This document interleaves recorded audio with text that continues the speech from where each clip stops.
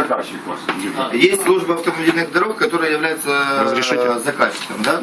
И они нам дают в работу некоторые объемы работ, которые мы выполняем. На сегодняшний день сложилась такая ситуация, что счета арестованы у нас нет возможности работы. Мы сейчас все меры предпринимаем, чтобы предприятие возобновило работу на территории области. На каком основании арестовали счета? Вот скажите мне, пожалуйста. На основании решения суда. На каком основании? Решение суда понятно. Ну вынес суд решение арестовать. Какие долги у вас могут быть? Ну а что вы не боретесь? Вот посмотрите, у вас 10 человек сидит.